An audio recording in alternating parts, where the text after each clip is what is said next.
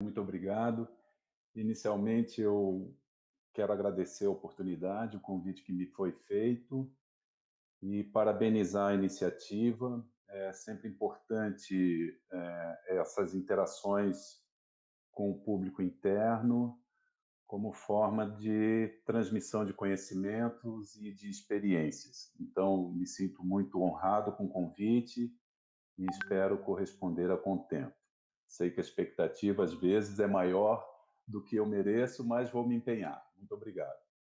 Bem, fui convidado para participar deste evento, muito provavelmente pela minha longa já quase longa história dentro do tribunal, né? Eu sou servidor desde 93, portanto já vou daqui a pouquinho fechar 28 anos de casa. E nesses 28 anos eu vi algumas coisas e, em razão do que vi, eu imagino, me permito imaginar o que talvez possa vir por aí pela frente, né? Então, eu me propus a conversar com os senhores sobre o tema mudanças vividas, quais foram as percepções que eu tive de tudo que transcorreu nestes 28 anos, fazendo um breve, rápido histórico de aspectos pontuais e relevantes para o comportamento do exercício da função dentro do tribunal, e depois eu vou tentar trazer dados que tentem traçar um cenário do que a gente pode esperar para o futuro. Obviamente, essas percepções são feitas exclusivamente a partir da minha leitura da realidade.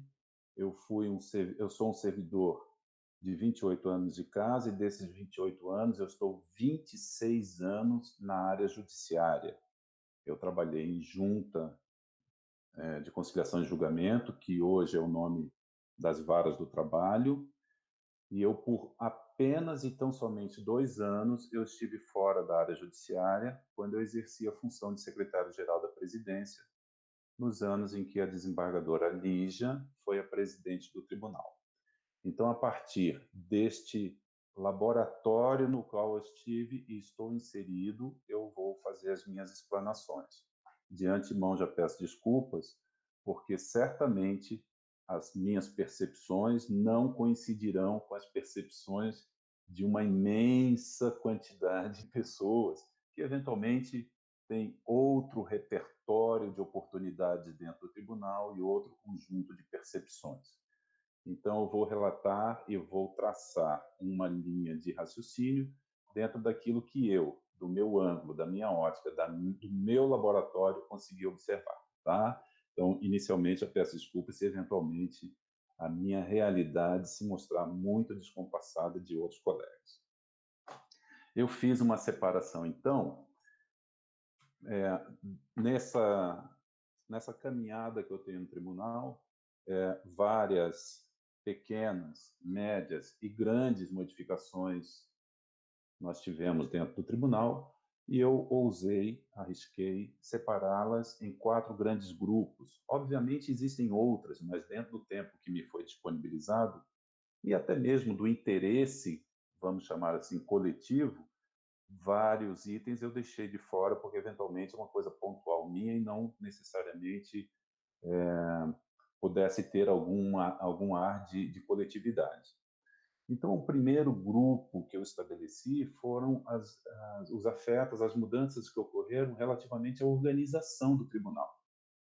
Quando eu entrei no tribunal em 1993, o tribunal contava com a instituição do juiz classista, que era aquele juiz não concursado e que exercia a jurisdição plenamente quando estava no segundo grau, e uma jurisdição meio limitada quando no primeiro grau.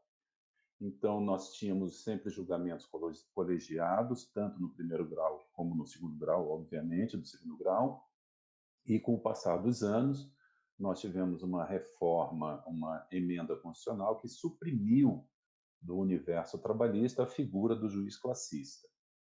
esta supressão do juiz classista já trouxe, num primeiro momento, e para mim isto foi uma coisa relativamente impactante, porque com a edição com a publicação da reforma constitucional, de um momento para outro foram suprimidos gabinetes do tribunal porque os juízes deixaram de exercer a jurisdição. A dinâmica dos julgamentos modificou, e como eu estava na área judiciária, relembro, isso para mim foi significativo, porque nós tivemos uma alteração de comportamento e de procedimento. Então, esta foi, com relação à organização do tribunal, o aspecto mais sensível que eu percebi no decorrer desses muitos anos que estou aí na casa.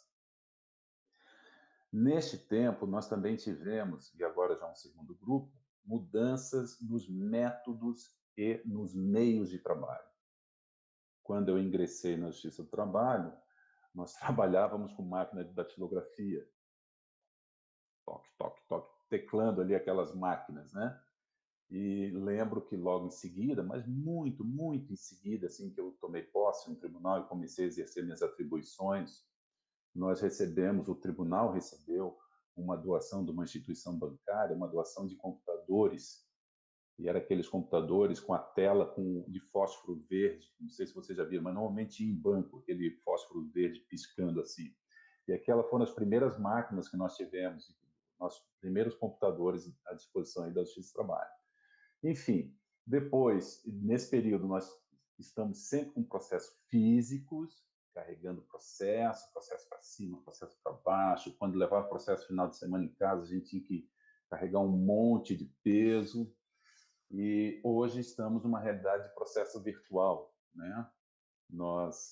O tribunal foi pioneiro no desenvolvimento da tecnologia de tornar virtual o processo, e isso foi uma coisa muito relevante, muito significativa, que otimizou demais os nossos trabalhos, foi um espetáculo. Até que nós chegamos no Provi, era a denominação para o processo virtual.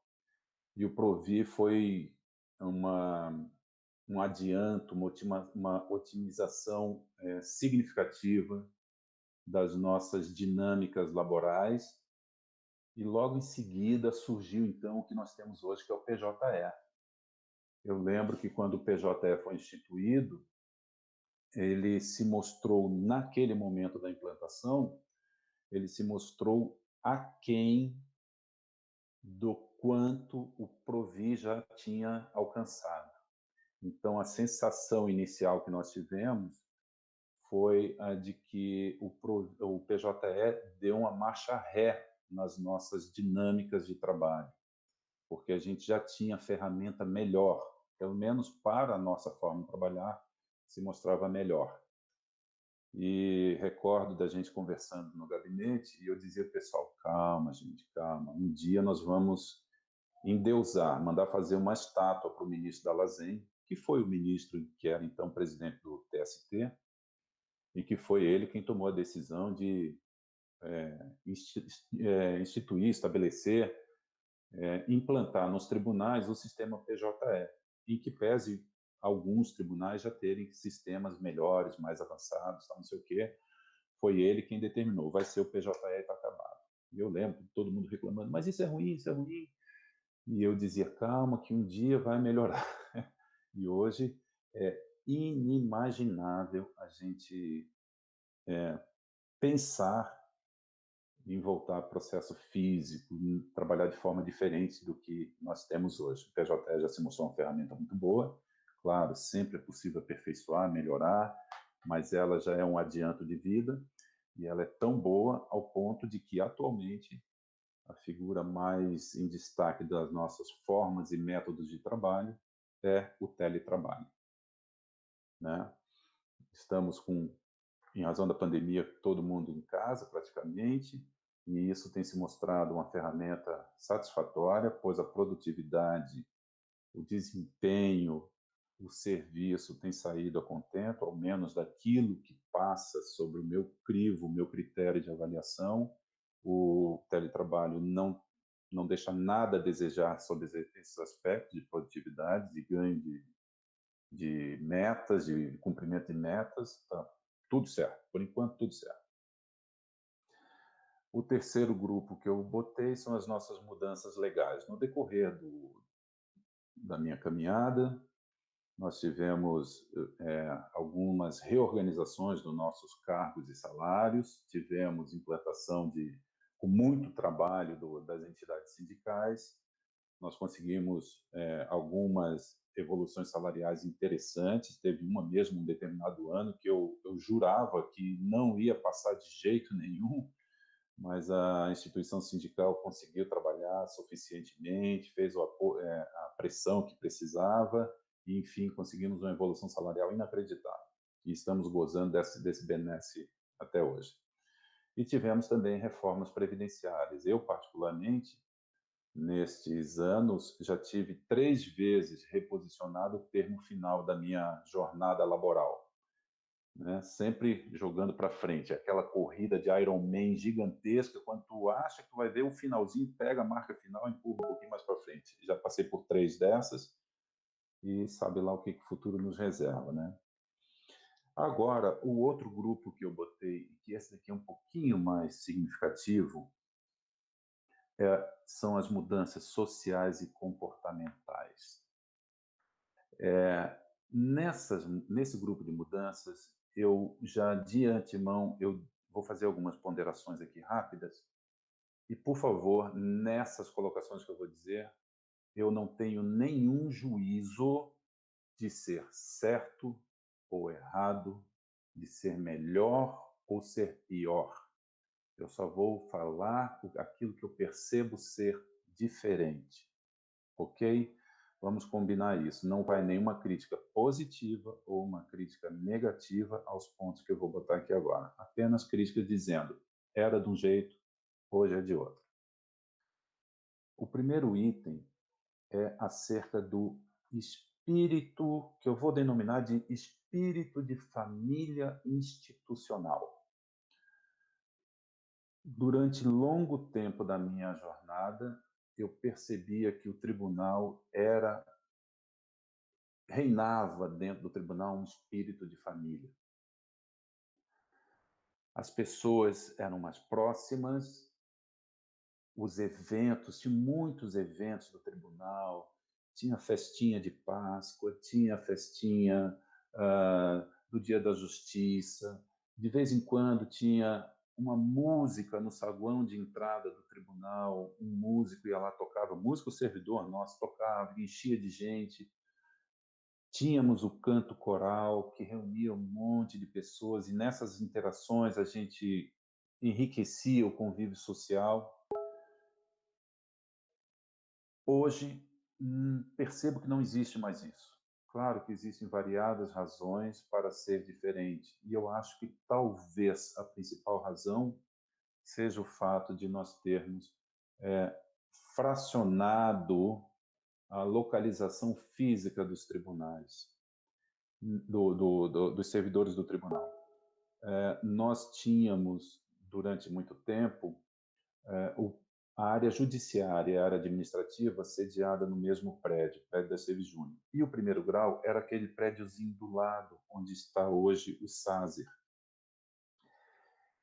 Bem, com o tempo passando, o tribunal primeiro grau foi para Beira-Mar e a área judiciária foi para Rio Branco. Obviamente separou, fracionou o grupo. E isso pode ter sido talvez o motor dessa quebra desse espírito de família. Outro aspecto que me chamou a atenção também, que eu percebo, é o que eu vou chamar, até com risco de ser infeliz no título que eu dei, de o culto à autoridade. Durante boa parte da minha jornada, eu pude perceber que a relação servidor-juiz era uma relação de endeusamento da autoridade. Era o sim, senhor, um sim, senhor quase servil. Durante muito tempo eu via isso. E hoje eu percebo que é diferente. Hoje eu percebo que as pessoas têm uma visão assim: eu exerço uma função, aquela pessoa exerce outra, o juiz exerce outra, e cada um no seu quadrado fazendo, cumprindo as suas missões. Repito, não é melhor, não é pior, não é certo, não é errado. Apenas percebo a diferença. Então, hoje, nós não temos mais o espírito de família, temos um comportamento mais individualista das pessoas. Eu venho, eu cumpro o meu expediente, eu faço as minhas tarefas e tchau. Não sei o telefone do meu colega, não sei onde ele mora, não sei se ele tem família, porque eu tenho minhas coisas para fazer fora do tribunal. Percebi isso.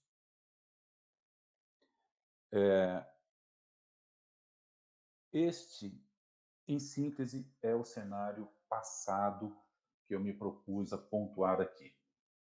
Bem, o que que isso tem a ver com nossa carreira? É porque cada um desses itens, e muitos outros que eu não pontuei aqui, podem se mostrar um desafio para o servidor que tem que correr 30, 35 anos dentro da instituição. Algumas dessas coisas trazem motivação, outras o inverso da motivação, umas trazem oportunidade, outras o inverso da oportunidade. E ao longo desse tempo, nós tivemos que nos adaptar para nos ajustarmos a essas realidades em constante mutação. Eu lembro, por exemplo, e isso foi um exemplo que eu dei quando nós estávamos conversando sobre essa palestra, e as nossas queridas, amadas organizadoras me pediram encarecidamente para que eu reproduzisse esse exemplo aqui agora, que foi o seguinte: quando eu saí da vara do trabalho, eu não era bacharel em direito ainda, estava estudando e fui convidado pela desembargadora para compor a equipe de gabinete dela. Cheguei no gabinete e naquela época trabalhar no gabinete era um oásis. As pessoas disputavam a ferro e fogo uma vaga em gabinete, coisa que hoje quem puder dar uma saidinha, escapar de gabinete, parece ser a preferência. Bem, e aí quando eu cheguei no gabinete me perguntaram assim, eu fiquei olhando, Fred, o que você sabe fazer? Eu digo, bem, não sei fazer nada por enquanto, porque é área judiciária, eu não sei nada, não sou bacharel em direito ainda. Mas aí eu comecei a identificar qual seria, então, a minha oportunidade de ser alguém dentro do gabinete. E aí eu identifiquei, naquele momento, qual seria a atividade, a tarefa que as pessoas que já estavam lá menos gostavam de fazer. E naquele momento eu identifiquei que os assessores não gostavam de fazer processos de dissídio coletivo. E eu digo, é isso que eu vou estudar.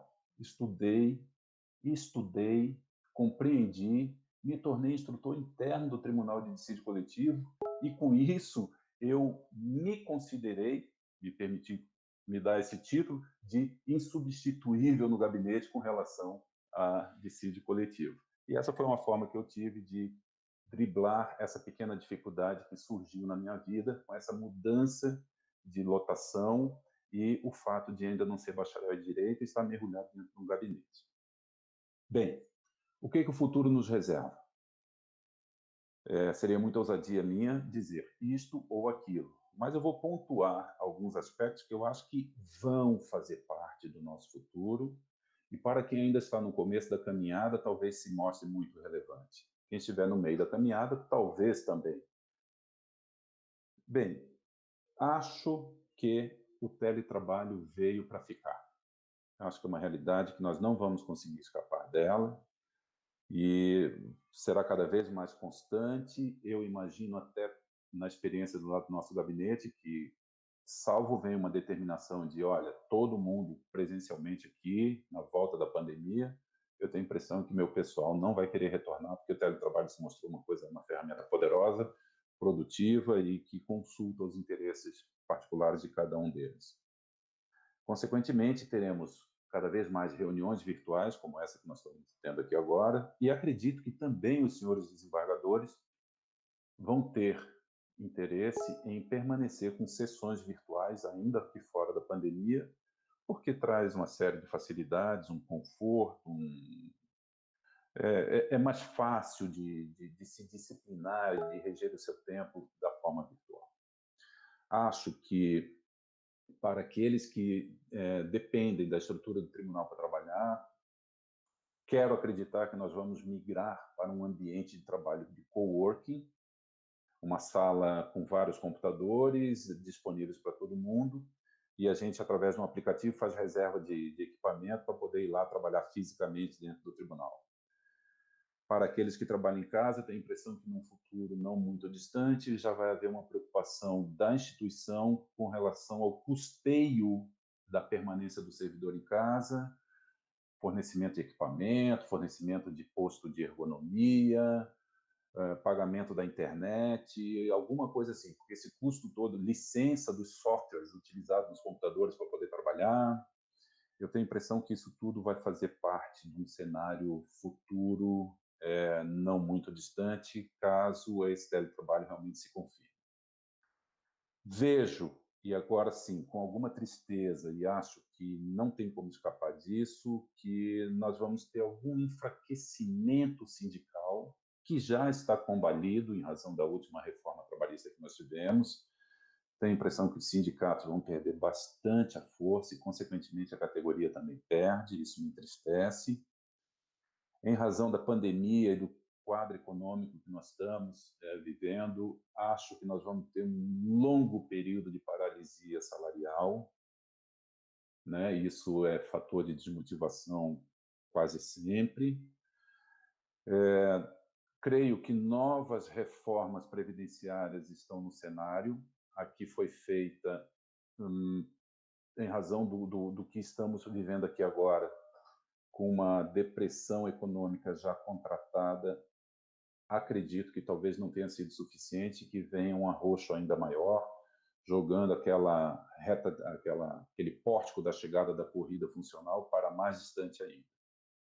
E, por fim, nós temos agora também uma anunciada, porém totalmente desconhecida, porque não apresentada, reforma administrativa, em que, na voz de muitos dos seus comentaristas, delineiam o servidor público como sendo um grandíssimo problema para as contas públicas. Não tenho ideia do que vem, porque, repito, nada foi dito ainda sobre o seu conteúdo, não sei o que virá, mas parece que o alvo é também o servidor público, né? Então, diante desse cenário, acho que os servidores vão ter, ao traçar suas projeções de carreira, vão ter que levar em conta todos esses dados e outros, certamente, que eu não pontuei, como forma de tentar disciplinar o que gostaria de alcançar e de que forma gostaria de se entregar para a instituição. Eu tenho a particular visão de que o serviço público é um serviço de doação, de entrega nossa para a coletividade. Não é exatamente o local de conquista de espaço e de realização de desejos, objetivos individuais.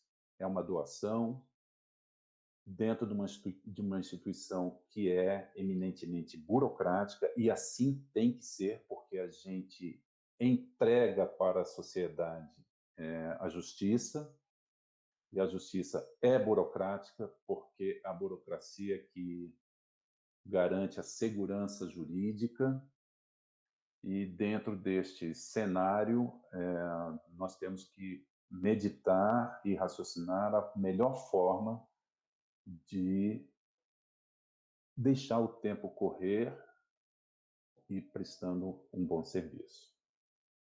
Por hora é isso, agradeço a todos, muito obrigado.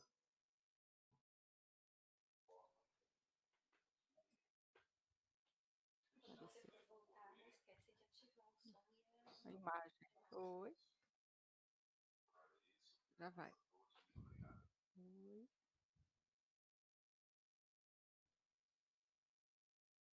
Já estou retomando. Olá, muito obrigada, Fred, por todo esse histórico e reflexões que você trouxe. Retomamos sua participação no debate. Agora convido a servidora Tamile Viríssimo para abordar os aspectos relativos às mudanças e ao planejamento no decorrer da carreira. Tamile é graduada em Administração Pública pela Universidade do Estado de Santa Catarina, com especialização em Gestão Pública e Gestão de Pessoas pela Universidade Federal de Santa Catarina.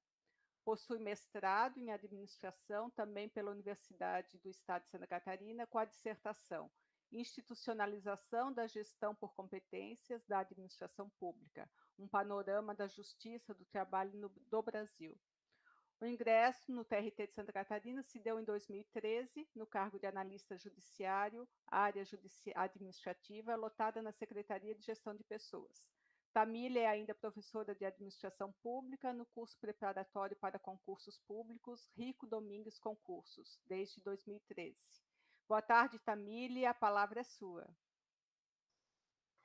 Boa tarde, pessoal. Boa tarde. Como a Denise falou, meu nome, então, para quem não me conhece, é Tamile Viríssimo. Então, eu trabalho no CEDEP, eu sou analista judiciário lá desde 2013. Bom, como o Fred falou também, o que eu vou falar aqui hoje parte do meu olhar, assim, das minhas experiências, do meu lugar de fala, do que eu já vivi, das experiências que tive. De modo algum eu vou querer ser aqui prescritiva e dizer o que está certo, o que está errado e como que as coisas devem ser. Vou falar então da minha experiência. Além disso, como a Denise também falou, eu sou mestre em administração, então vou trazer também alguns conceitos relacionados à carreira e como eu também já estudei um pouco sobre subjetividade nas organizações, que é essa relação do sujeito dentro da organização, vou trazer então alguns conceitos para a gente conseguir qualificar esse debate. Tá certo? Penso que é de fato uma reunião, uma conversa entre colegas e fiquem então à vontade para comentar e fazer algumas ponderações aí no chat também. Então, partindo disso, se a gente está falando de carreira, o que eu considero, em termos de todos os conceitos que a gente tem de carreira, qual é o conceito que eu considero interessante? Bom, para mim, e na visão que eu tenho, carreira, então, é uma sequência de experiências profissionais e também pessoais que também acontecem para além da organização, para fora também das fronteiras da organização. Então, carreira não é só o que está dentro do tribunal, não são só as nossas 7 horas aqui internas, são também as nossas relações e nossas vivências para fora. Então, a partir disso, já mostra um pouco também do que eu acredito, de que o meu planejamento de carreira, ele não vai se estabelecer apenas internamente. É mais que isso, é um planejamento de vida, realmente.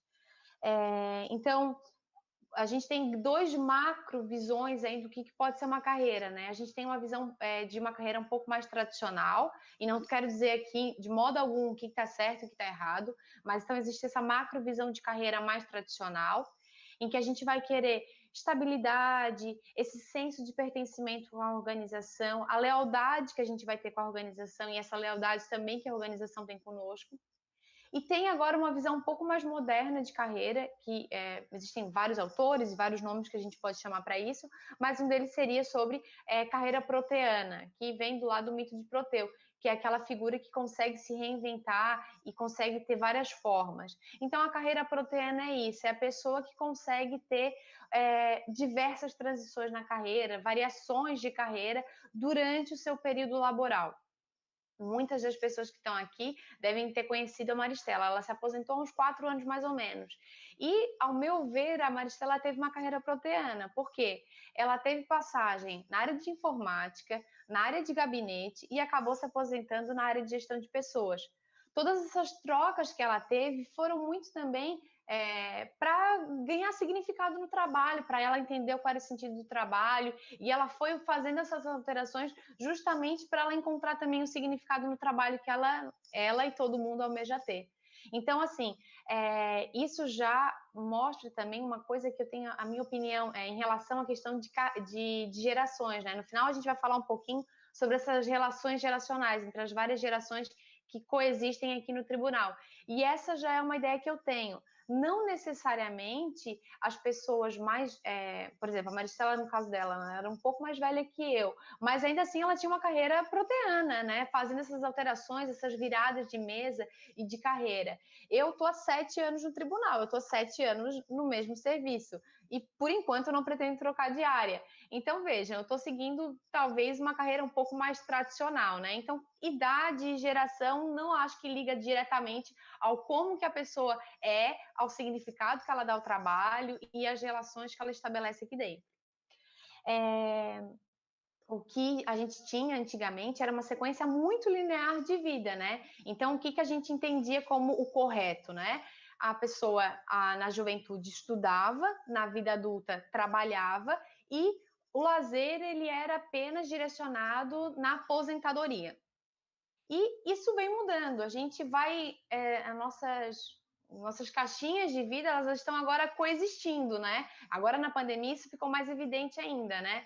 A gente trabalha, estuda e graças a Deus tem lazer durante no processo da nossa vida. Ainda mais no nosso caso, que os mais recentes já sabem que vão se aposentar um pouco mais tarde, então ainda bem que o lazer não vai ficar na aposentadoria, né? O lazer ele vai coexistindo porque a gente também está enxergando e entendendo o valor que a família, o lazer, ele tem no nosso dia a dia e na nossa vida pessoal. Esse processo de estabelecer trabalho e estudo coexistindo é um termo que eles chamam de lifelong learning, né? Que a gente vai aprendendo e num aprendizado contínuo durante toda a vida. Isso faz muito sentido para mim. Eu permaneço estudando e vou sempre tentando adquirir mais conhecimento, enfim, porque é o que faz sentido para mim. Eu gosto de estar nesse ambiente de estudo, de educação, então isso para mim faz muito sentido. Existe essa questão de ter estudado na vida, na juventude, necessariamente depois ter que trabalhar. Hoje em dia a gente tem outras experiências, por exemplo, tem gente que começa trabalhando, para de trabalhar para prestar concurso público, volta a trabalhar, né, porque passou no concurso, e depois decide que quer estudar para um outro concurso. Tem um termo que eu aprendi há pouco tempo, que eu achei bem interessante, que é a subjetividade concursante, que é aquela pessoa que está dentro de um órgão público, mas ela ocupa todo o seu tempo livre para estudar para um outro concurso público, né? A famosa escadinha de concurso. De maneira alguma também estou dizendo que está certo ou que está errado, cada um sabe de si, da sua história, das suas experiências e do que pretende construir em termos de carreira. Mas o que eu vejo é que aqui no tribunal a gente tem várias, colegas e conhecidos que estão nesse planejamento de vida, né? Estar aqui no tribunal e já planejando ir para algum outro órgão público. O que eu acho importante nesse processo é a honestidade consigo e com os outros. Então, entendendo que se eu vou ficar 4 anos aqui no tribunal, por exemplo, para ir para um próximo órgão, a gente tem que entender que durante esses 4 anos que eu estou aqui no tribunal, deve haver também uma contraprestação. Se o tribunal, por exemplo, está pagando meu salário durante esses 4 anos, eu também devo ter uma dedicação também em relação a ele. Mas isso é só um parênteses aqui que eu achei interessante esse termo de subjetividade concursante, que eu acho que faz muito sentido na nossa atualidade e aqui no tribunal é bem comum também. As escolhas nossas de carreira, elas se amparam muito em âncoras de carreira, né? O que são âncoras de carreira? São referenciais que a gente busca para fazer as nossas escolhas de carreira. Então, estabilidade é uma âncora de carreira. Então, eu quero trabalhar no tribunal porque eu sei que eu vou ter estabilidade.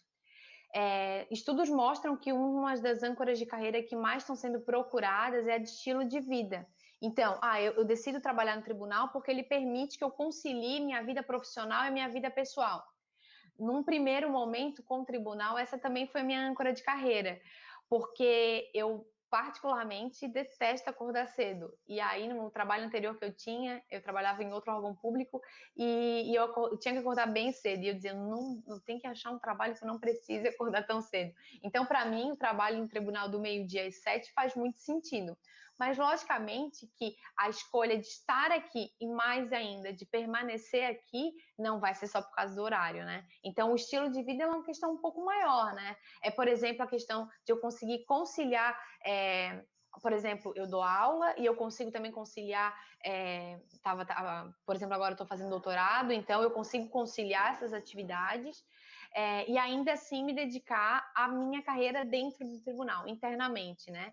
Então, estabilidade é uma âncora de carreira, estilo de vida é outro. O Fred falou, e nas nossas reuniões ficou muito evidente, pelo menos na leitura superficial que eu fiz, que para o Fred fica muito evidente que uma âncora de carreira dele, então, é essa questão do servir a uma causa, né? E para mim também faz sentido isso, né? Escolher trabalhar na administração pública é também por interesse público, uma causa pública.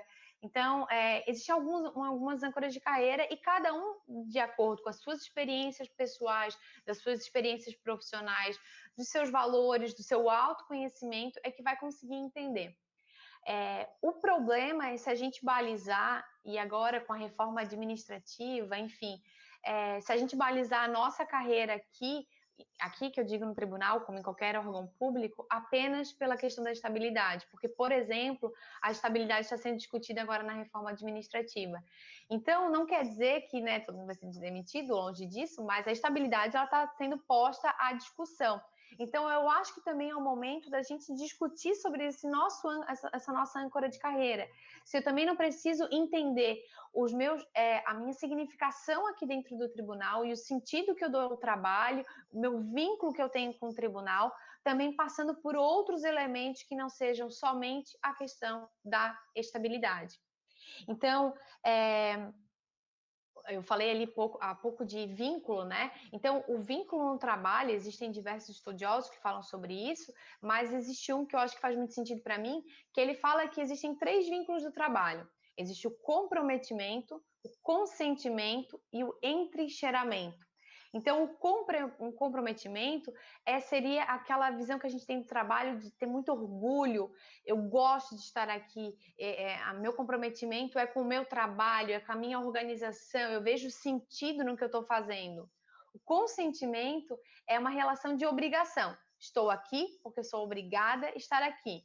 E o entrincheiramento é mais que isso, é estar preso no trabalho.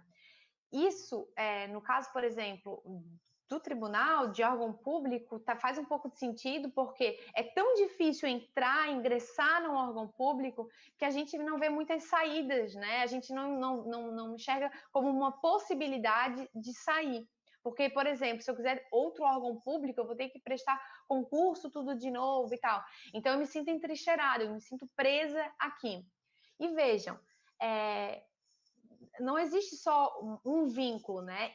E principalmente no decorrer da vida, no decorrer da nossa carreira, esses vínculos eles vão se alterando. Existem estudos que dizem que, inclusive, durante um mês esses vínculos vão se alterando. Então, por exemplo, quando está chegando perto da folha de pagamento, eu vou me sentindo bem consentida, né? Eu tenho que fazer as coisas porque eu estou dentro dessa organização, ela que paga meu salário. Em alguns momentos, quando a gente está um pouco mais desiludido, a gente está entrincheirado. Lógico, o ideal é que a gente sempre buscasse o comprometimento e ver o significado, ver valor no que a gente faz, ver sentido no que a gente faz. Mas essa formação de vínculo, de comprometimento com o trabalho, e ao meu ver, daí é uma opinião pessoal, ele passa por uma via de mão dupla, né?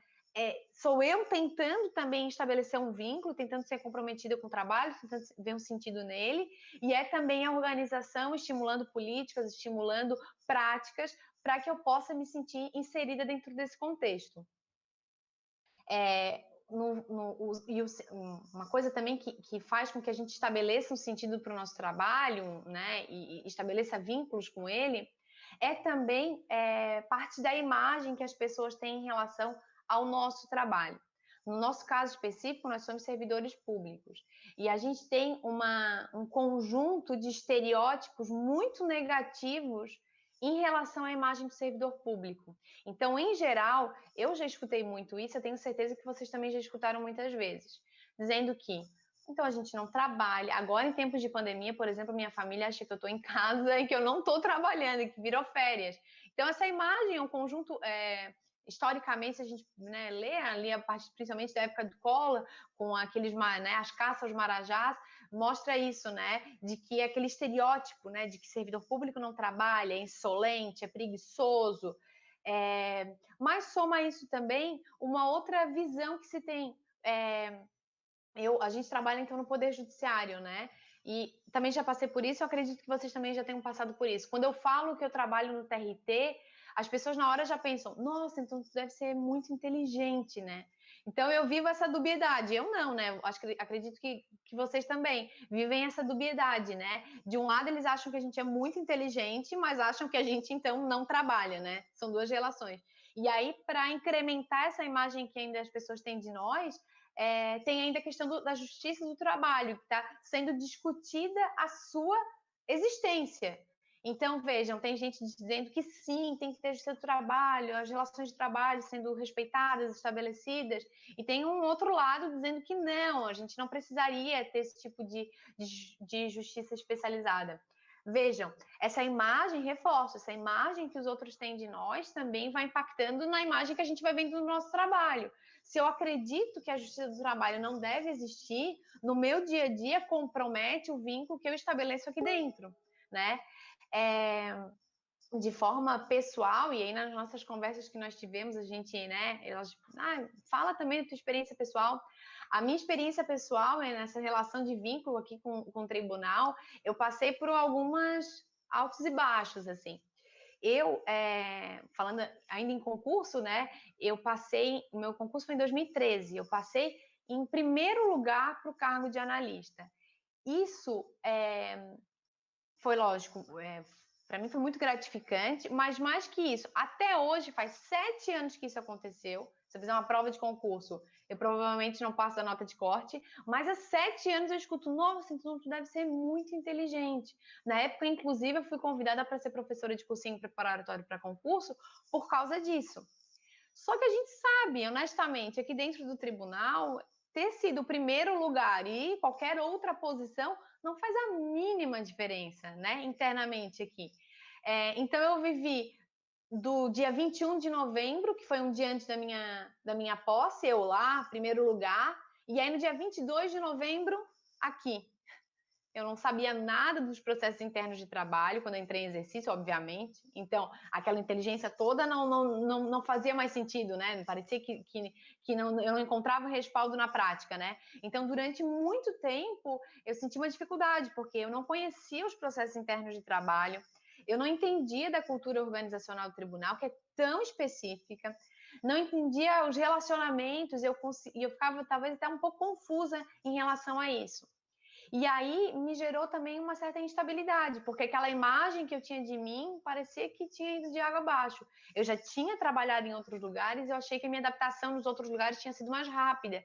E aí parecia que eu não me encontrava aqui dentro do tribunal. E aí eu fiquei um ano assim muito, puxa, tô tentando, mas parece que não tá dando certo. E aí parecia que havia um desencontro, né, entre quem o setor precisava e quem eu era, e as habilidades, os conhecimentos, as experiências que eu já tinha tido. E aí, naquele momento, tive uma crise de identidade, pronto, eu acho que eu vou ter que fazer concurso de novo, né? Porque, poxa, parece que aqui não é meu lugar. E aí eu fiquei em segundo lugar num outro concurso. E aí eu tive que esperar a nomeação. E aí eu também tomei uma outra decisão, que é, bom, eu vou esperar, mas essas 7 horas diárias aqui, elas não podem ser 7 horas infelizes. Eu também vou ter que encontrar o meu espaço aqui dentro. Bom, eram algumas competências que eram necessárias, eu também tenho outras. Pronto, onde é que a gente pode se encontrar e fazer com que o meu planejamento de carreira dentro do tribunal faça sentido também para mim, enquanto planejamento de vida? Eu vejo que eu tenho algumas deficiências, assim, por exemplo, eu tenho muita dificuldade em fazer conferências muito manuais, assim, algo que seja muito burocrático, me perco. Então, eu já vi que, pronto, tem que escrever, tem que estar tudo impresso, tem que ler aquilo, peço para um colega conferir, mas ao mesmo tempo, poxa, eu acho que eu tenho uma habilidade, um certo, não digo só habilidade, mas eu acho que eu gosto de me comunicar. Então, eu encontrei também um caminho ali dentro do CDEP, trabalho com gestão por competências, e a gente tinha que divulgar e fazer a comunicação. Então, pronto, poxa, será que eu não posso ser eu ir lá e falar? E aí eu, pronto, achei um caminho também. O Fred falou assim de ser insubstituível, né? Isso seria o sonho, ainda não sou insubstituível. Eu estou no começo de carreira, mas eu tento traçar um caminho por onde eu me sinta confortável, que eu também não vá contra as minhas habilidades, meus valores básicos de vida, as minhas necessidades, mas que faça sentido também para o tribunal, porque, como eu falei, é uma contraprestação. Não é só a minha felicidade acima de tudo, mas é também, enfim, uma via de mão dupla nessa relação. Estou aqui lendo minha colinha para eu não esquecer também. Então, enfim, e nessa busca de sentido, veio a história do mestrado, assim, chegou um momento que eu pensei, poxa, eu acho que vai ser interessante para mim, enquanto pessoa, e vai ser interessante também para o meu trabalho, então, para o tribunal. Acho que aí fez sentido eu fazer, então, uma dissertação que falasse, que versasse sobre o que eu trabalhava, que era gestão por competência. Então, eu estudei a institucionalização do programa em si, em todos os tribunais regionais do trabalho. E aí foi quando eu conheci, fiz entrevistas presenciais com grande parte dos tribunais, mas mesmo que não fosse presencial, eu fiz entrevista à distância com todos eles. E aí foi muito interessante, porque me ajudou a construir a imagem que eu tenho hoje da Justiça do Trabalho, né? Encontrei pessoas muito comprometidas, não só consentidas e entrincheiradas, mas pessoas muito comprometidas, profissionalizadas, que têm esse aprendizado contínuo também como referência. Enfim, me ajudou a construir. E aí, acho que eu me senti mais parte ainda. Então, esse sentimento de pertencimento, que não era algo que a priori era uma prioridade para mim, acabou acontecendo. Então, eu conhecer mais tribunais acabou fazendo com que eu me identificasse mais com o nosso tribunal, porque, poxa, lá no tribunal isso dá certo, poxa, lá no tribunal aquilo acontece. Não é uma visão ingênua também, não estou dizendo aqui que as coisas acontecem a mil maravilhas, né? Mas eu também trabalho na área de gestão de pessoas e, enfim, no que me cabe e no que eu posso ser e no que eu tenho espaço para ser, eu sou combativa, tento falar, né, mostrar meu ponto de vista sobre algumas políticas de RH que poderiam ser alteradas, mas eu acho que para mim o que faz muito sentido também é eu entender que essa construção de carreira, e aí falando da nossa carreira intra-organizacional, dentro da nossa organização, ela é um caminho de mão dupla. Né? Sou eu saindo da minha zona de conforto, saindo da minha comodidade, buscando, entendendo onde eu posso melhorar e traçando o caminho que eu quero também. E entendendo que o tribunal também, na sua cultura organizacional, ela acaba também moldando e me dizendo também como que as coisas podem acontecer. Eu me lembro que nos primeiros meses que eu trabalhei no tribunal, eu trabalhei com a Vanessa, que era diretora de gestão de pessoas, e eu me lembro que, nossa, eu acho que fazia 3 meses que eu estava no tribunal, não sei. Eu vi um e-mail lá e eu dizia, Vanessa, posso ir nessa palestra? Ai, deixa eu ir. Vai ser lá em Brasília, mas deixa eu ir. Eu era também mais próprio também da nossa geração Y, né? Mais impulsiva, e hoje eu penso assim, puxa, meu Deus, olha como eu fui sem noção. Eu fiquei lá insistindo para isso. Acho que eu podia retomar um pouco disso também, né? Que a gente vai se acomodando, vai entrando nas caixinhas e vai se acomodando, porque a cultura também organizacional ela vai fazendo isso com a gente. Então, às vezes, eu tento fazer essa reflexão de novo comigo, né? Poxa, eu tinha também uma impulsividade, que também, lógico, dentro dos limites do respeito e da tolerância, também seria interessante, né? Mas enfim, maturidade, experiência de vida, vai fazendo isso com a gente. O que eu vejo muito é que o trabalho ele deixou de ter aquela centralidade, né? E que ele é só mais um dos aspectos da nossa vida. E agora, na pandemia, isso fica muito evidente, né? A gente tem uma vida híbrida, uma vida dinâmica, em que a gente tenta conciliar nossa vida pessoal, profissional, a dona de casa, a noiva, a filha, a irmã, enfim, professora, os nossos diversos papéis. Às vezes dá certo, às vezes não dá, às vezes deixa uma linha ali, uma ponta solta, mas a gente vai trabalhando. O que eu queria deixar muito claro é que dessa visão que eu tenho, que o planejamento de carreira, ele passa mais do que da carreira aqui dentro do tribunal, passar a ser uma carreira, um planejamento de vida realmente.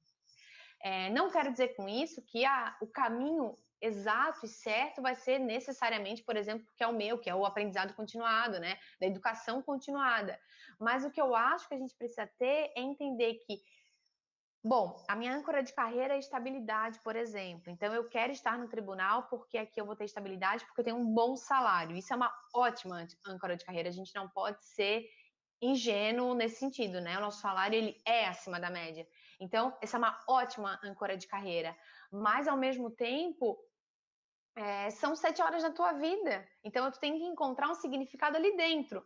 Bom, se eu não me dou muito bem com rotinas muito burocratizadas, eu preciso encontrar um espaço, ou ainda dentro daquela área, de moldar o trabalho também às minhas habilidades, às minhas competências, ao que eu sei fazer, né? Então, o que eu tento sempre é enxergar um sentido e um significado no que eu estou fazendo.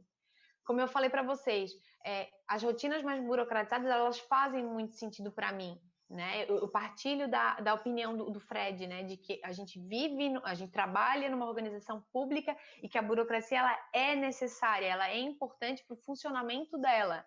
Então, eu vejo significado, que eu não tenha tanta habilidade nesse sentido. E eu acho que é importante a gente sempre entender, bom, o que eu estou fazendo hoje, ele é parte de um macro processo.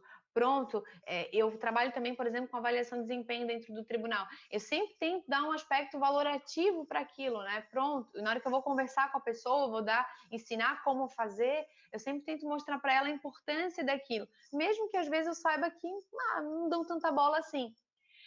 Não estou dizendo que esse comprometimento todo ele é 100% e ele é sem erros, né? Óbvio que não. Tem dia que eu tô aqui entrincheirada, porque eu tô com as minhas pendências ali do doutorado para fazer e eu só penso, meu Deus, como é que eu vou dar conta de tudo? Mas eu sempre lembro das minhas escolhas e entender que é a minha escolha, né? Estou aqui no tribunal, estou fazendo o que eu faço por uma escolha minha, né? Eu não tô obrigada nisso, né?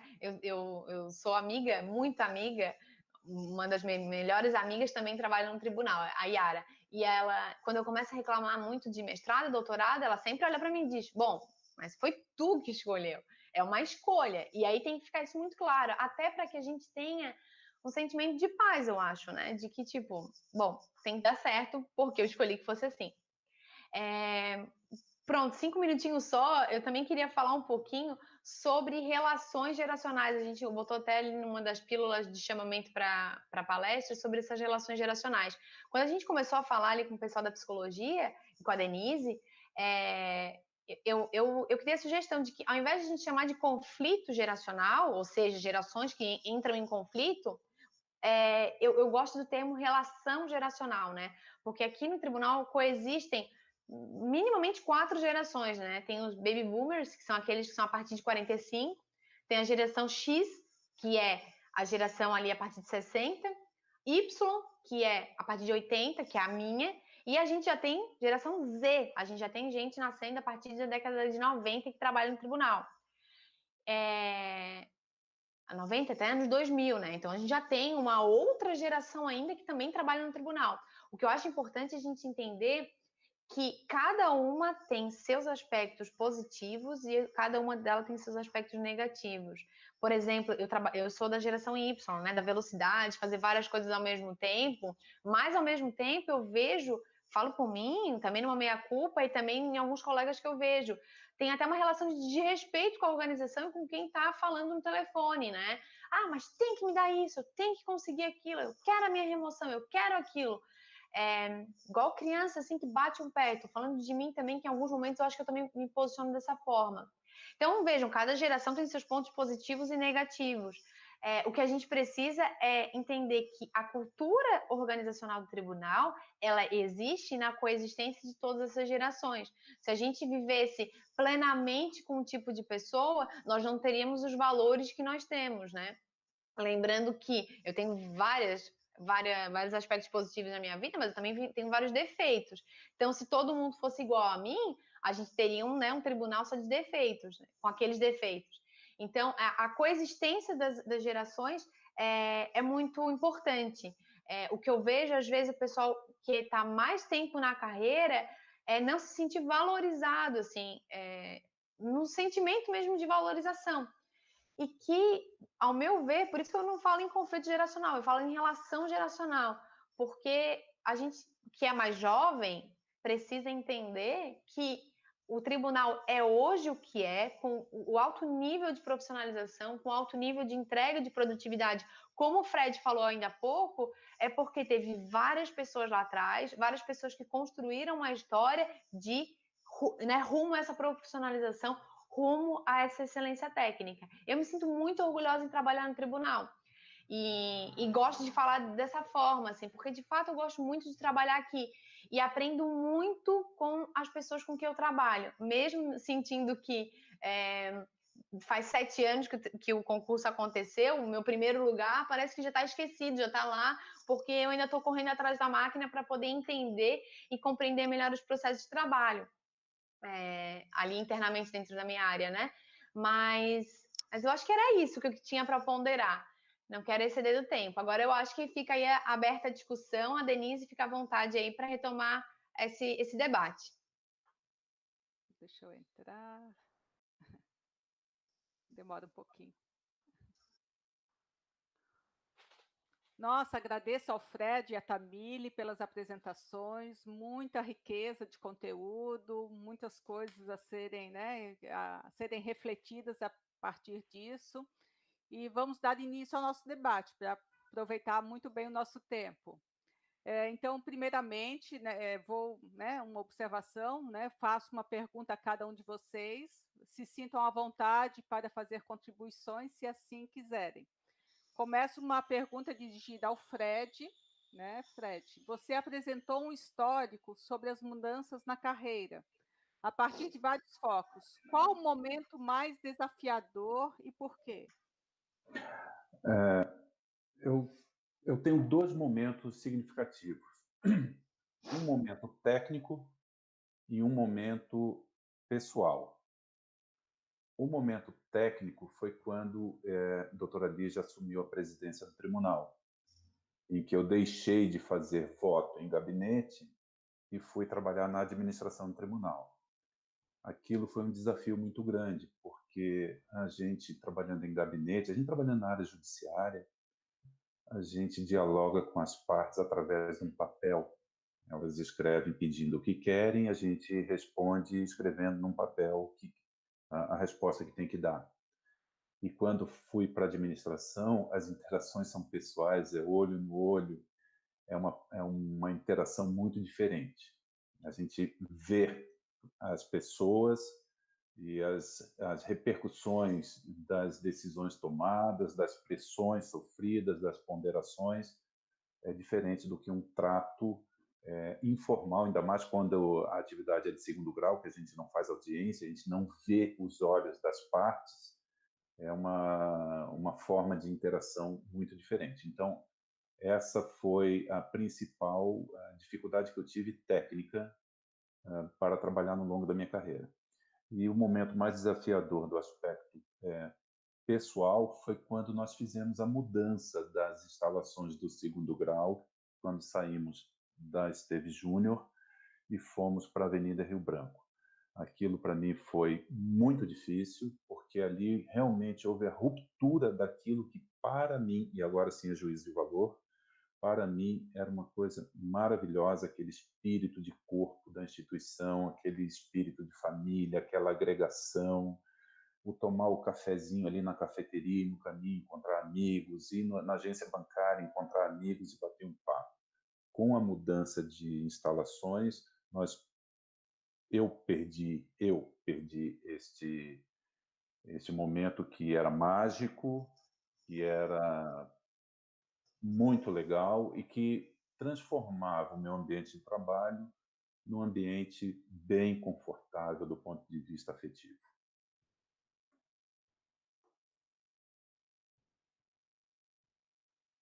Obrigada, Fred.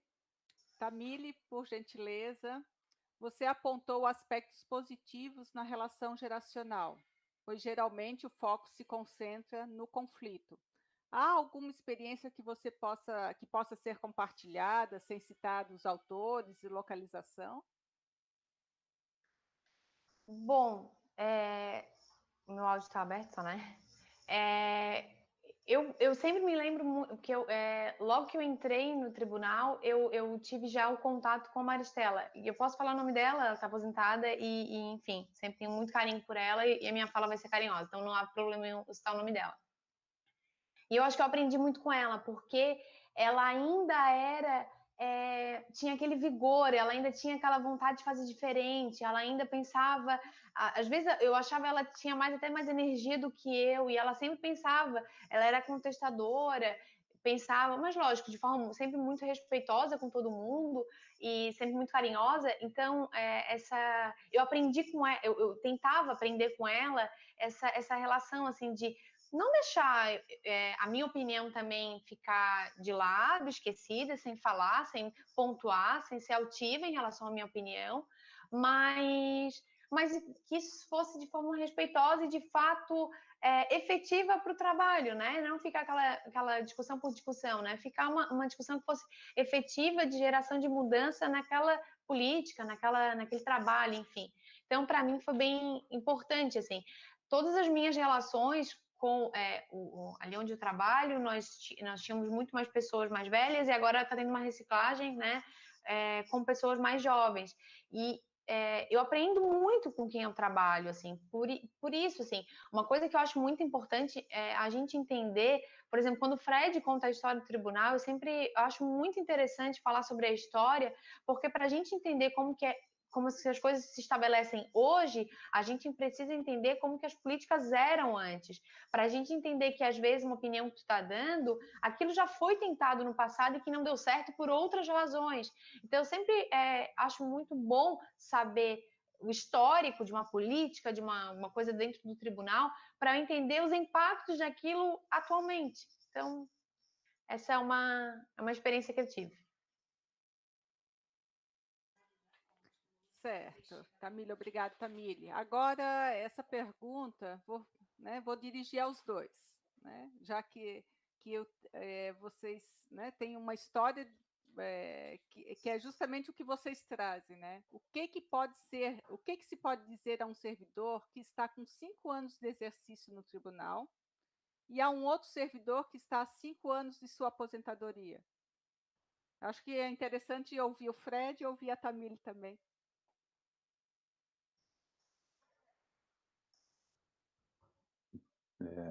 Tamília, você primeiro. Eu? Puxa, difícil, hein? Já que é para ambos, o meu cavalheirismo não permite ser diferente. Tá bom. Vamos lá. Para alguém que está há 5 anos de exercício, eu estou há 7 anos de exercício no tribunal. Então, eu acredito que seja um panorama muito parecido com o meu, né? Então, vamos lá. Talvez esteja ainda também tateando e talvez ainda aprendendo ou já solidificando um aprendizado sobre como que é a cultura do organizacional, já entendeu mais ou menos como que as coisas funcionam, como que as políticas se desenvolvem, como que as relações se estabelecem. E caso tu ainda estejas se sentindo um pouco deslocado, ou caso ainda não tenha encontrado teu caminho, acho que passa pelas reflexões que eu já falei um pouco aqui, né? De tentar trazer um significado para o teu trabalho, um sentido para o teu trabalho. Eu não diria nunca para alguém que ainda não se encontrou para sair do tribunal, eu nunca falaria isso. Eu acho que o que a gente deve fazer é sim tentar entender um significado dentro ali do nosso dia a dia, do nosso trabalho. O que eu posso fazer diferente?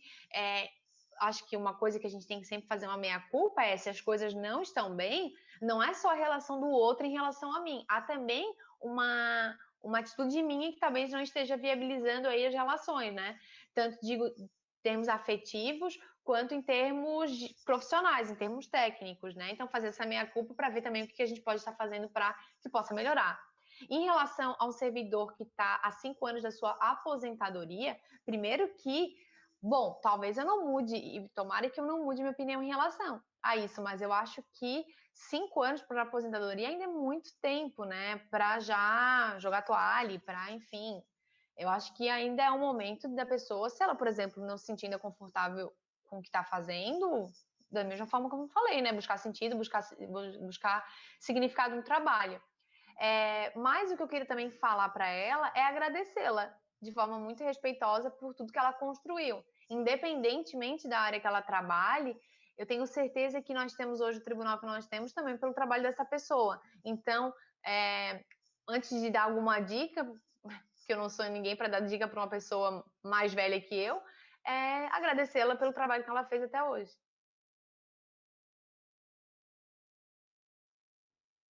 Fred, fica à vontade já para falar. Obrigado, obrigado. Bem, para o servidor que está com 5 anos de exercício no tribunal, eu tenho para dizer para ele o seguinte: parabéns, você tem um emprego maravilhoso. Muitas e muitas e muitas pessoas te invejam, gostariam de estar no seu lugar. Você trabalha para um empregador que nunca atrasou o seu salário e talvez nunca venha atrasar. Um empregador que te paga um salário como poucos, um empregador que te dá instalações e condições de trabalho como poucos. Parabéns, eu tenho orgulho de você, de ser seu colega. Não perca de foco que você tem uma atribuição numa instituição pública com uma missão pública e que, portanto, qualquer pessoa que passe no seu espectro visual é seu empregador. Trate todos com urbanidade, com gentileza e dê continuidade para essa corrente do bem que o tribunal tem cumprido durante toda a sua existência. Saiba que ninguém é sempre e eternamente feliz, como ninguém é sempre e eternamente infeliz.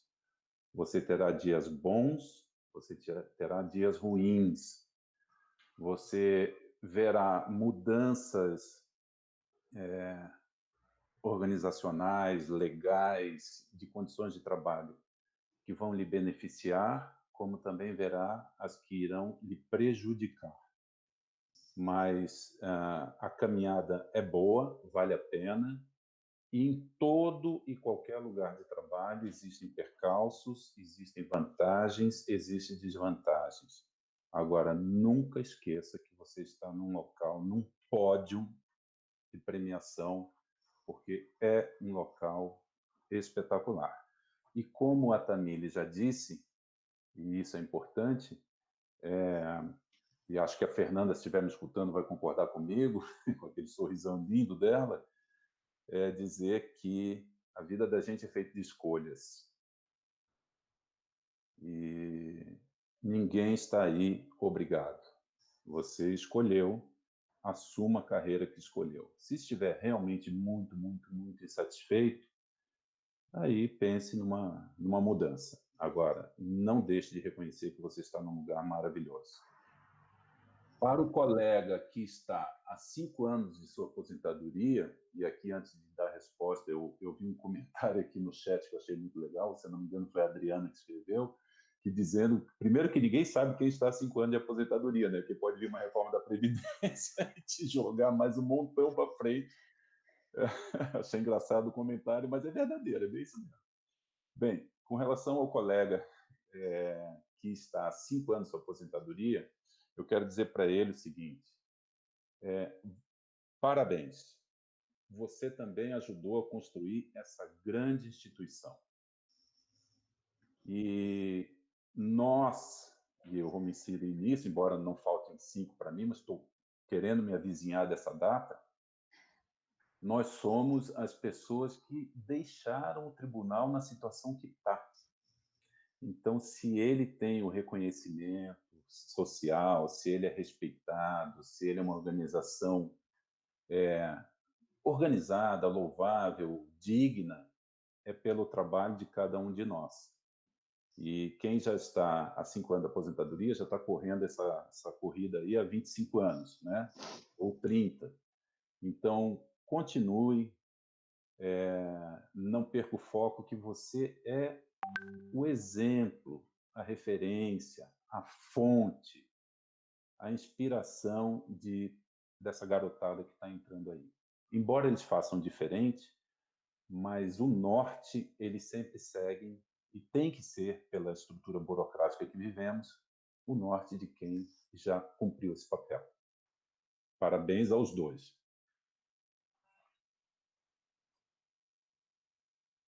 Ok, obrigada. Agora eu passo a palavra para a Tamília. A questão é dicas para gerir a própria carreira, Tamília. Puxa, que difícil, né? Se a gente pensar que existem, né, seguindo o que eu estou falando, né, várias âncoras de carreira e várias maneiras de a gente se alicerçar a nossa carreira, existem várias dicas a serem dadas. Mas o que eu acho interessante é fazer a reflexão. Logicamente, primeiro, sobre o que tu tens em termos de habilidade, motivação, de valores básicos de vida. E segundo, eu acho que entender que não existe só um caminho, né? Eu acho que enquanto eu estava na faculdade, a gente escutava muito que o que seria muito legal e muito interessante é a gente ir subindo de nível hierárquico, né? E aí chegando até o ápice da carreira. O ápice da carreira seria subir em termos de nível hierárquico. E eu acho que entender que se eu coloco a minha carreira dentro de um planejamento de vida, subir hierarquicamente não necessariamente é esse sucesso na carreira. Eu, por exemplo, eu já fui chefe de seção e aí eu tive que abrir mão porque eu queria fazer teletrabalho para conseguir, né, num semestre ali, não consegui conciliar com um mestrado, e aí eu tive que abrir mão. E eu abri de forma muito, vendo claramente o sentido que eu estava dando aquilo, né, de que o sucesso na carreira não demandava e não necessariamente passaria por subir os níveis hierárquicos, né? Isso não quer dizer, por exemplo, se daqui a 30 anos eu for a diretora-geral do tribunal, vocês vão dizer, mas não era isso que tu queria. Bom, as âncoras de carreira podem se alterar durante a vida também, mas é passar por isso. Eu hoje tenho como entendimento de minha própria carreira, essa é a dica, né, a minha carreira passa pela educação continuada. Então, para mim, hoje faz muito sentido eu estar no doutorado. Mas eu acho que é uma decisão muito pessoal e passa por seus valores, por exemplo, conciliando com outros aspectos da vida.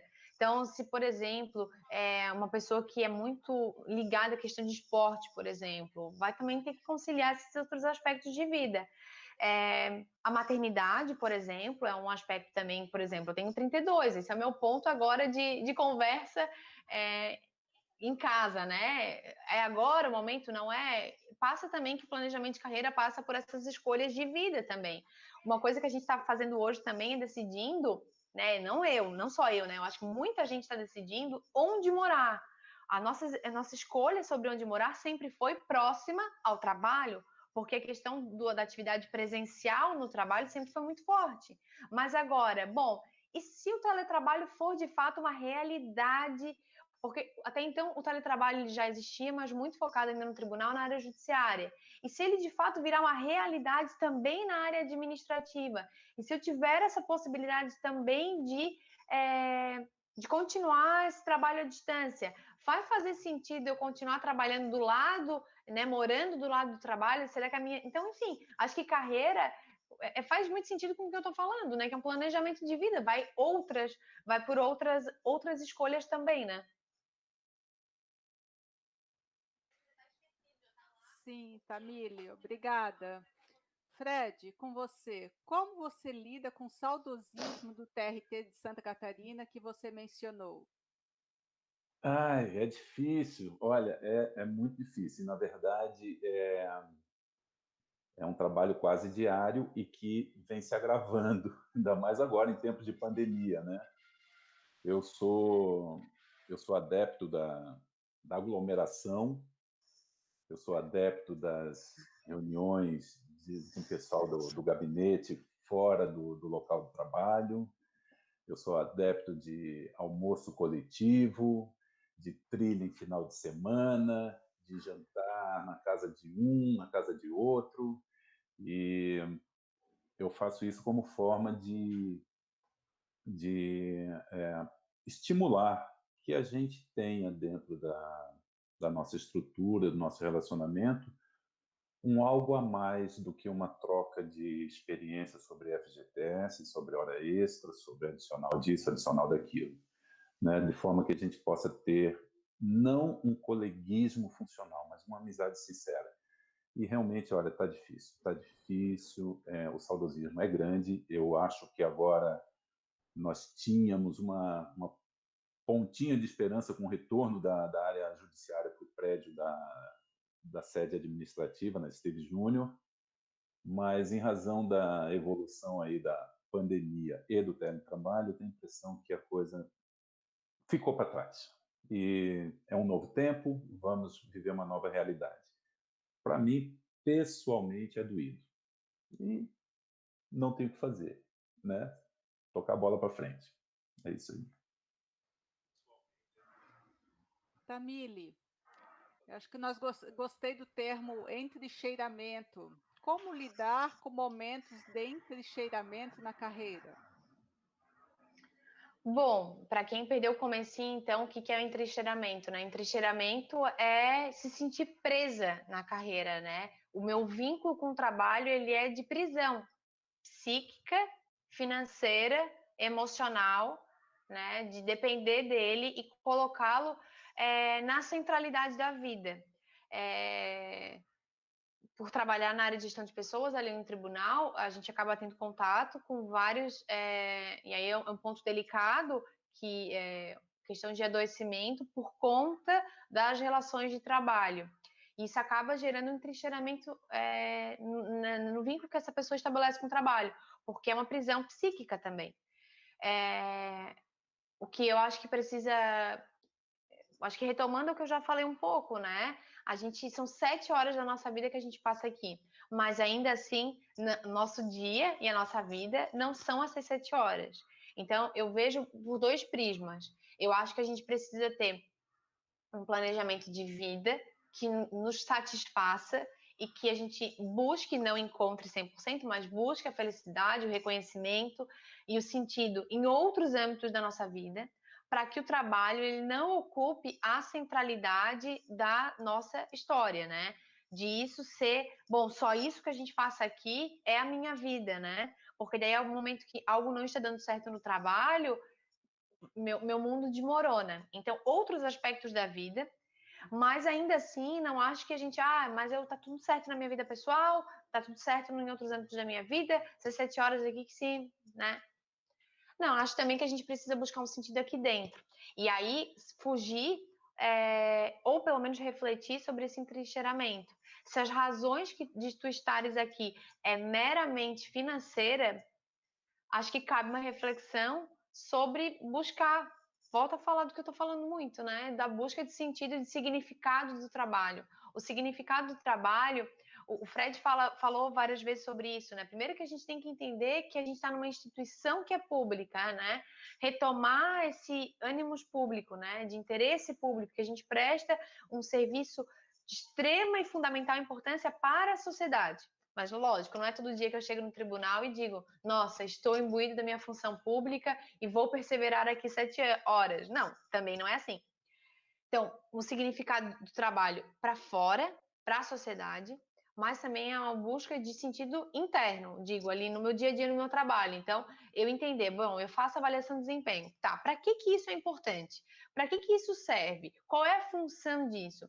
O que eu vejo muitas vezes, a pessoa não tem ciência ainda e consciência do que o seu trabalho traz de importância.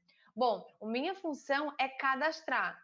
Bom, para que eu tenho que entender? Teve uma vez que eu tive que fazer um recadastro, né? Fazer uma correção de cadastros antiquíssimos do tribunal. E aí eu tinha que ficar trocando lá se a pessoa ela entrou se ela tinha sido requisitada, se tinha sido nomeada. E eram 3.000 registros que eu tinha que ficar trocando. Bom, é burocrático, é maçante fazer isso.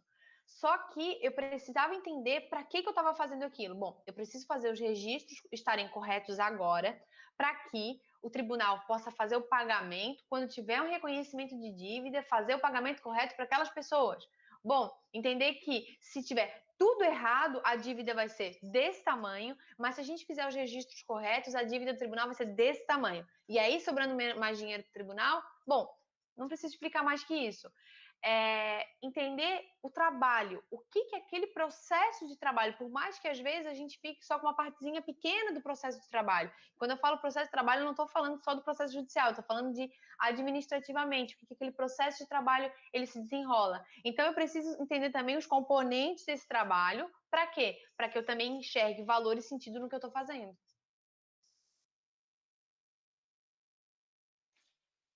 Obrigada, Tamile. Vou passar para o Fred, é a última questão que nós vamos abordar agora, Fred, depois vamos para as despedidas. O que você diria para os colegas como uma dica para conciliar trabalho e qualidade de vida? Boa pergunta. Bem, eu diria o seguinte, que a gente tem que ter consciência que o tempo da nossa caminhada laboral faz com que a gente conviva com pessoas mais tempo do que a gente convive com o primo amado, com a tia querida, com a avó idolatrada. Claro que a avó a gente vê ao longo de muitos anos da nossa vida, mas se você pegar os dias que você está em contato com ela e botar um do ladinho do outro, é menos tempo que você vê o seu colega de trabalho. Então, de alguma forma, a gente tem que abrir espaço nos teus sentimentos para que a gente possa fazer uma relação boa, saudável, um convívio harmônico com o pessoal do trabalho, participar da vida, trocar ideias, se abrir, conversar, tomar o cafezinho juntos, ir almoçar de vez em quando juntos, convidar para ir em casa, vai na casa dele, faça uma atividade extra-tribunal, são seus amigos. Se você tiver o prazer de estar no seu local de trabalho entre amigos, esses 30 anos passam como se fosse um acampamento de verão. Acho que temos que reconhecer isso, porque é fundamental. São muitos e muitos anos ao lado das mesmas pessoas. E aqui eu vou dizer uma coisa para vocês. O tribunal é repleto de gente de grande valor. Grande, grande, grande valor. Nós temos colegas de uma enormidade humana que é impressionante. Eu adoro. Obrigado. Obrigado, Fred. Estamos, então, encerrando o nosso painel de hoje. Passo a palavra para os nossos convidados, para as últimas palavras, considerações finais. Tamile, por favor. Eu só queria agradecer, então, acho que o convite, né, Denise, o pessoal da psicologia, fico muito feliz em a gente ter esse espaço de conversa, né, é muito legal, por exemplo, eu estudo sobre subjetividade na organização, é legal escutar os teóricos, ler e tal, mas eu acho que entender isso na prática e na vivência nossa diária é melhor ainda, partilhando esses momentos, gosto muito de quando o tribunal também se abre para ouvir e nesses momentos que a gente pode debater. A vida laboral ela é comum a muitas pessoas, né? A vida adulta, a vida laboral ela é muito comum, mas a vida laboral no tribunal ela só é comum a nós mesmos. Então é nós que nós vamos conhecer as nossas dificuldades, quais são as especificidades da nossa carreira, as especificidades do nosso trabalho. Então é sempre bom partilhar desses momentos e poder estar aqui conversando com todos vocês. Eu acho que o Fred falou também de uma questão interessante, muito importante, né, das relações sociais, né, da importância das relações sociais. E por mais que se a gente, por exemplo, não conseguir estabelecer relações de amizade, por alguma razão que seja, eu acho que o importante é o respeito. Respeitar quem está ali do teu lado, que seja mais novo, que pode trazer algo novo, né, para o trabalho, como também para uma pessoa mais velha, que vai saber trazer mais experiência para o trabalho, enfim. Então, gosto muito de partilhar esses momentos com vocês e agradeço a todo mundo que despendeu um pouquinho do seu tempo para nos ouvir. Fred, por gentileza.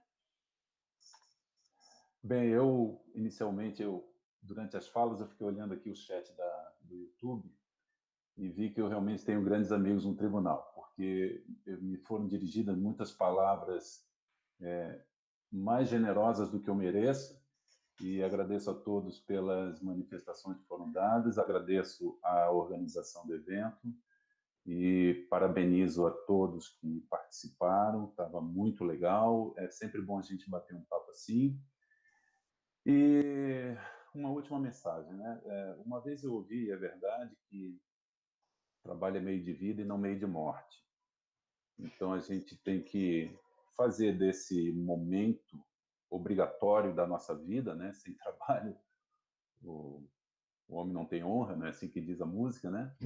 Então, vamos aproveitar que a gente tem um ótimo trabalho para sermos pessoas honradas e, com a nossa honra, a gente propiciar um ambiente melhor para todo mundo, em especial para o público que nós atendemos. Obrigado. Agradeço muito aos nossos servidores, Tamile e Fred, pelas excelentes contribuições, né? Quando nós levantamos os possíveis convidados para essa palestra, nós queríamos alguém de casa, né? Alguém que conhecesse o tribunal, e isso agora assim, nos mostrou uma riqueza enorme, né? E eu acho que quem participou também gostou bastante. Agradeço o apoio do SEDUC, a área parceira da Coordenadoria de Saúde, e assim me despeço e agradeço a presença de todos que participaram desse evento. Até a próxima e muito obrigada a todos. Um abraço.